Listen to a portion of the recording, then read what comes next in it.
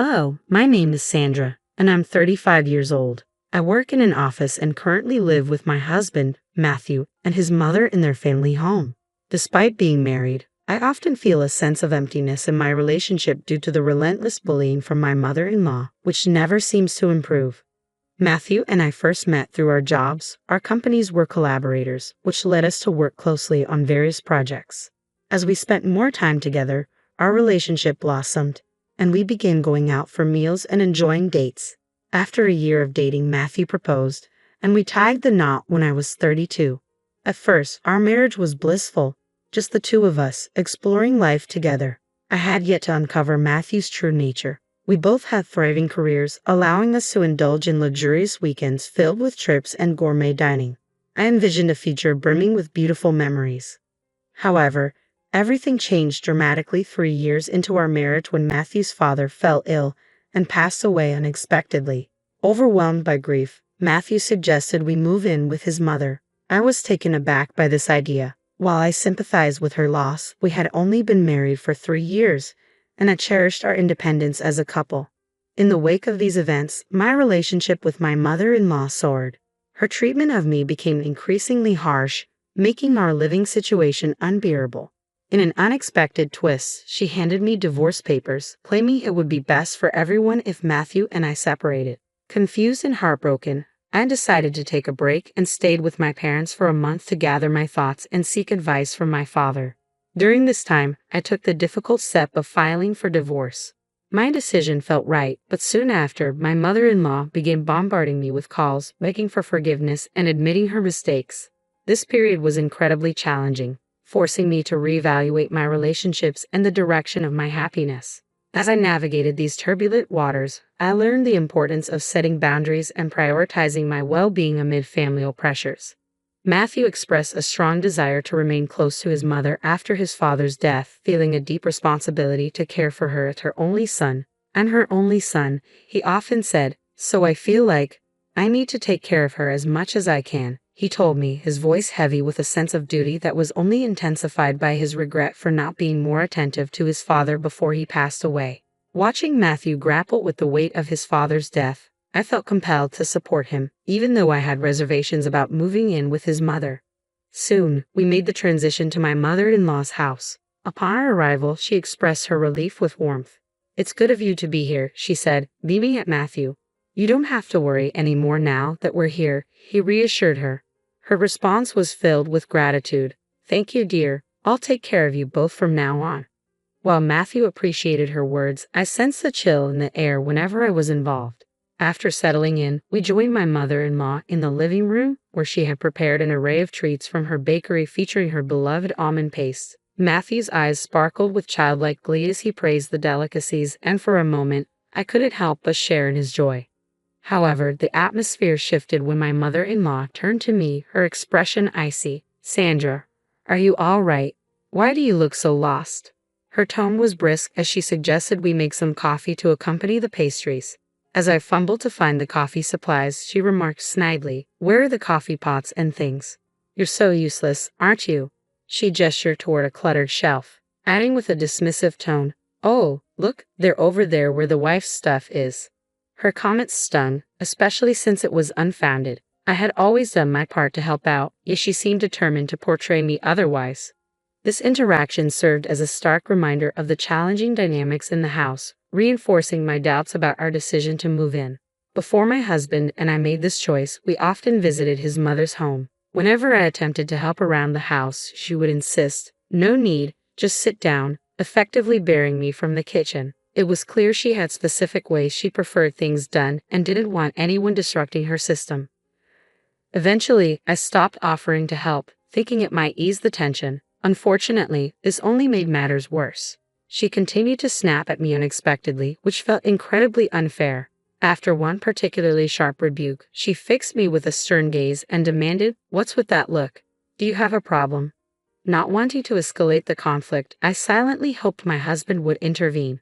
I glanced over at him, seeking some support, but he was absorbed in his phone, seemingly oblivious to the discomfort his mother was causing me. It was frustrating and hurtful that he didn't seem to notice, let alone address the situation. This tension was only the beginning of our difficult living arrangement. Almost immediately after moving in, issues began to surface more frequently. One morning, she barged into our room, exclaiming, "Hey Sandra, why are you still sleeping?" I glanced at my phone, surprised to see it was only 6 o'clock a.m. I replied, slightly confused, "It's only 6 o'clock in the morning." Unfazed, she retorted, "So what? You should be up making breakfast and preparing Matthew's lunch. And don't forget, you're supposed to clean the bathroom every day." Her expectations startled me. I typically didn't make lunch for my husband since we often skipped breakfast due to not being morning eaters. Moreover, cleaning the bathroom before heading to work felt impractical and exhausting. The demands of waking up early to complete all these tasks seemed unreasonable and overwhelming. As I hesitated to respond to my mother-in-law's early morning demands, she grew increasingly irritated, questioning my capabilities and upbringing. "Why are you just standing there? Hurry up. What kind of upbringing did you have to become so useless?" Her harsh words cut deep, igniting a mix of anger and determination within me. In response, I resolved to meet her expectations head-on. From that point forward, I began waking up at 6 a.m. every day, preparing not just basic meals but also more elaborate dishes for breakfast and lunch for both my husband and me. I made it a point to keep the bathroom impeccably clean, and to my surprise, I found a sense of satisfaction in maintaining a spotless space. It felt good to create an inviting environment. My husband noticed my efforts and often expressed his gratitude for the meals and the cleanliness. However, despite my increased efforts, my mother-in-law's attitude did not improve. Instead, her demands escalated. One day, she would crave Japanese cuisine, only to switch to French the next, insisting on homemade pizza and freshly cooked pasta paired with red wine from upscale shops. These requests came with the tone of a special occasion, yet they quickly became daily expectations. The most frustrating aspect was that my husband seemed to always side with her. He would instruct me to adhere strictly to his mother's wishes, saying, "Make sure you do it exactly how my mom wants," without ever offering to help. He completely disengaged from the tasks, leaving everything to me. As a result, our precious days off were consumed with preparing elaborate dinners for his mother. Moreover, she relentlessly critiqued my life choices. "You're a wife. Why are you still working? You should be at home, supporting your husband. Plus, you're getting older and your time to have children is running out. Do you realize you're almost worthless?" she asserted daily. Her words were not only demanding but deeply hurtful, causing me to reflect on her character and wonder about the kind of upbringing that shaped such a harsh personality. Her constant criticisms made me question the sustainability of living under such scrutiny and pressure. One particularly stressful day, compounded by work and the ongoing tension with my mother-in-law, my husband confronted me with an accusation. "My mom says you're neglecting the housework. Is that true? You never listen to me and always act defiantly. I used to appreciate the lunches you made every day, but now it's all frozen food," Matthew said, his voice laced with disappointment. "Do you believe what your mom says?" "Of course I believe her. Why wouldn't I? Are you suggesting my mom is lying?" His tone sharpened, dripping with accusation. "You're acting terribly as a wife. Can't you fulfill your role properly?" I was furious at his lack of understanding and support. "What are you talking about? Just look for yourself. I make homemade lunches, clean, do laundry, and cook dinner every day." My frustration boiled over. "I'm telling you to stop lying. What mom says is true," Matthew snapped, dismissing my efforts as if they were inconsequential. "You're acting crazy." "Crazy? You're such a mama's boy. What are you even saying? You never believe me or help me with anything," I shot back, the argument escalating quickly. His face flushed with anger, and our exchange marked a significant deterioration in our relationship. From that day on, home became increasingly challenging. Whenever my mother-in-law criticized or harassed me, Matthew began echoing her insults. "Hey, is dinner ready? I just got home." "Hurry up," he demanded one evening as soon as he walked through the door. "You're so slow and useless," my mother-in-law added, her words hitting me like daggers. As they berated me, I muttered under my breath, "You're both failures," feeling exhausted and isolated. They then decided to go out to eat together. "Never mind, let's just go out to eat," Matthew suggested abruptly. "That sounds good. Let's go," my mother-in-law agreed enthusiastically. I was left behind, completely excluded from the outing, a clear sign of how disconnected I had become from what was supposed to be my family. Each day, I endured insults and belittlement from both of them, making me question the viability of staying in such a marriage. Was enduring this relentless negativity really worth it? It was then that life handed me an unexpected chance to change everything. As I pondered this new opportunity, a flicker of hope ignited within me. I finally realized that I didn't have to endure the toxic environment created by my husband and mother-in-law any longer. Their usual taunts persisted, unabated. "You're worthless as a daughter-in-law. I can't fathom how my son ended up marrying you," my mother-in-law scolded, with Matthew smirking beside her, clearly enjoying the moment. Seizing the opportunity, I stood up with unwavering resolve. "I'm going back to my parents' house for a month," I announced. They both stared at me, their faces a mixture of surprise and anger. "What about the house? What if there's a fire?" my husband exclaimed, panic evident in his voice. "You're being incredibly irresponsible. If you leave, then just divorce my son," my mother-in-law shouted, her anger palpable as she yanked open a drawer and pulled out divorce papers, thrusting them at me. "Go ahead, sign them," she challenged. "Oh, Mom, you're prepared for this," Matthew remarked, clearly taken aback. "That's right, you have no choice but to obey us. If you don't like it, then get a divorce," my mother-in-law asserted, convinced of her control. "Fine, let's get divorced then," I responded decisively, surprising them both. Their eyes widened in shock at my firm stance, but I ignored their reactions and began filling out the divorce papers. "I'm done with my part, so please leave quickly," I told them, my voice steady. Matthew blinked in disbelief, unable to reconcile the woman standing before him with the one he thought he could easily manipulate. "Was that earlier just a bluff? That's lame," he muttered, struggling to grasp that I was genuinely reclaiming my life and independence. When I insisted on finalizing the divorce, Matthew's demeanor shifted dramatically. He glared at me sharply. "Don't mess around." "I'm serious," I asserted, my resolve unwavering. Without another word, Matthew snatched the divorce papers from my hands and swiftly filled in his section. He slammed the papers down on the table. "Is this good enough?" he asked, his tone bitter. "Even if you want to take it back, it's too late." "Oh well, this means it's over for you too," he declared, attempting to mask his dismay with bravado, a cold laugh escaping him. My mother-in-law chimed in my heart, it's over for you guys. But I thought to myself, it's truly over for you. With no further delay, I left their house and immediately submitted the divorce papers.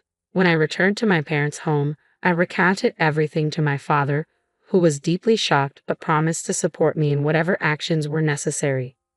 A month later, my phone was inundated with calls from my mother-in-law. "Hello, what do you want?" I answered, my tone icy. "We're strangers now," she replied, her voice pleading. "Please don't say that. Matthew and I are in a difficult situation." Her words dripped with insincerity. "Oh really? That must be tough for you," I replied curtly. Her response was predictably sarcastic, revealing the true colors of our fractured relationship. "I haven't said anything yet. I'd rather end this call. Can I hang up?" I pressed, eager to disconnect. "Wait, I have a favor to ask. Can you talk to your father?" she implored, her voice tinged with desperation. "Why should I, after everything you and Matthew put me through?" I shot back, irritation bubbling to the surface. "I'm sorry about that," she replied, attempting to mend bridges. "I didn't realize your father's company is an important business partner of Matthew's." Her words hit me hard. It turned out my father ran a successful company that had dealings with Matthew's. We probably discussed this before getting married, but at that time, my father-in-law was still alive, and my mother-in-law hadn't felt the need to involve herself in those discussions. As for Matthew, it was strange that he didn't remember, but perhaps he had forgotten while siding with his mother and criticizing me. When my father decided to sever business ties, Matthew's company offered to continue the contract by letting him go, resulting in his job loss. This turn of events highlighted the consequences of their actions and how my departure had set everything in motion. Matthew had ambitious plans to remodel our family home, anticipating us living together long-term. To finance these renovations, he had taken out a substantial loan. However, with his recent unemployment, managing the repayments became nearly impossible. Up until our divorce, I had contributed my fair share to our living expenses, which had helped keep us afloat financially. Now, with the divorce finalized, Matthew and my mother-in-law found themselves in a precarious situation. "Why did you feel the need to show off by remodeling the house, Matthew? You're so proud, just like your mother." I couldn't help but think as I listened to their financial turmoil. My mother-in-law reached out again, her voice desperate. "Please help me," she pleaded. "I apologize for my mistakes," she added, her tone weak and devoid of her usual defiance. "I'm sorry, but I can't forgive you for what you've done," I responded firmly. "If you're expecting me to help, it's pointless. Instead, focus on finding a job, even if it's temporary. This conversation is a waste of time, so I'm ending it now." With that, I ended the call and took the decisive step of blocking their numbers. Later, I learned that Matthew and his mother couldn't keep up with the mortgage payments and were forced to sell the house. It was a relatively new home, one that could have comfortably supported my mother-in-law through her retirement. It was a shame that their poor financial management and unnecessary extravagance led to such a waste. They ended up relocating to an apartment on some island where my ex-husband now works part-time. This drastic change in their circumstances highlighted the impact of their actions and our severed ties. While they now relied on my mother-in-law's pension to make ends meet, I was preparing for a significant change in my own life. Instead of renting a new place right away, I decided to stay with my parents until my departure. This time with them was precious to me, and I intended to cherish every moment until I moved overseas. I was filled with excitement and hope about starting anew in a different country. Despite the past difficulties with my ex-husband and mother-in-law, I remained optimistic about what the future held. It puzzled me why they had treated me poorly, but I felt relieved to have severed those ties. Perhaps in this new chapter abroad, I might even meet a wonderful partner and explore the possibility of an international marriage. I genuinely wish happiness for my ex-husband and mother-in-law in whatever their future endeavors might be. Thank you for following my story. If you found it engaging, please consider subscribing to the channel. I look forward to sharing more updates and stories with you as I embark on this exciting